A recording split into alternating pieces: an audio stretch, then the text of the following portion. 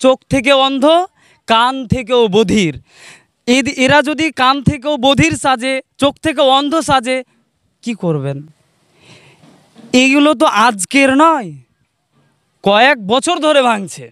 গুজরাটের সবরমতী নদী 300 কিলোমিটার কনক্রিটভাবে বাঁধন, কি করে হলো?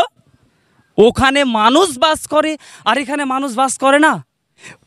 ওইখানকার লোক ভোট দেয়, তাদের নিয়ে কি মুখ্যমন্ত্রী হলো? এমপি এমএলএ হলো তাদের নিয়ে, এখানে হয়নি।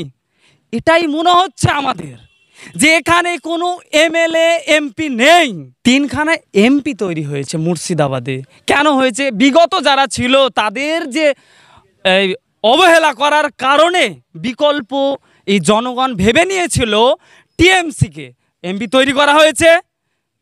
তারপরেও এরা অন্ধ, এরা জানাচ্ছে না।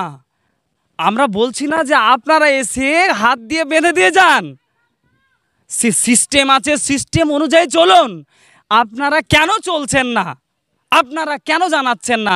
কেন মুখ্যমন্ত্রী এখন পর্যন্ত মুখ খুলল না? আমার সন্দেহ, আমাদের কি ওটা মুখ্যমন্ত্রী নয়? না, মুর্শিদাবাদটা ওনার নয়। এই জায়গা যে হাজার হাজার বিঘা ভেঙে গেল, জায়গাগুলো কার গেল? শুধু কি তারানগর? ভারতবর্ষের মাটি ভেঙে চলে গেল,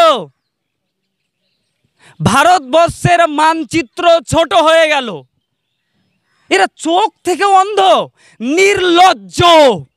এই শিক্ষা জনগণই দিবে? ধৈর্য